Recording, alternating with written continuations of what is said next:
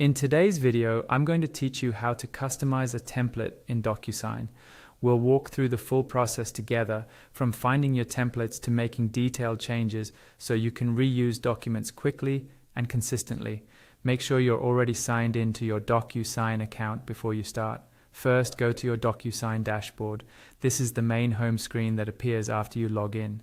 If you're not already there, you can usually get back to it by clicking on the DocuSign logo or the Home option in the top navigation. Take a moment to let the page load fully so all the menus appear. Next, look towards the top of the screen for the Templates tab. This is where all of your saved templates live. Click on Templates to open the list.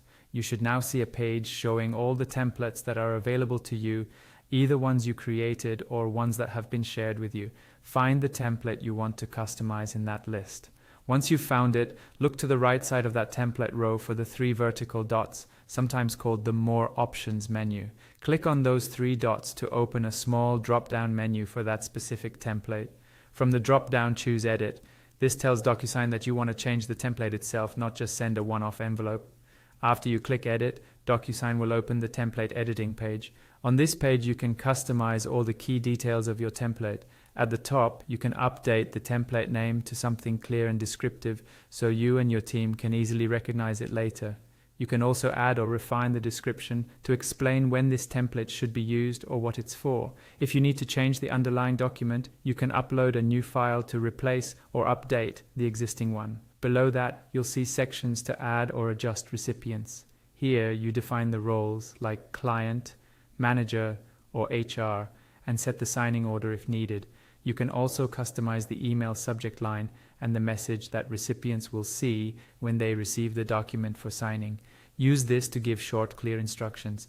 Once you're happy with these settings, go to the top right corner of the screen and click Next. This moves you to the final step of customization. On the final page, you can add and adjust fields on the document itself. Use the panel on the left to drag and drop fields like signature blocks, dates, names, checkboxes, or text fields onto the correct spots in the document. Make sure each field is assigned to the correct recipient role so the right person completes each part. Take a moment to review the layout and field placements. When everything looks correct, your template customizations are complete and ready to be saved and used.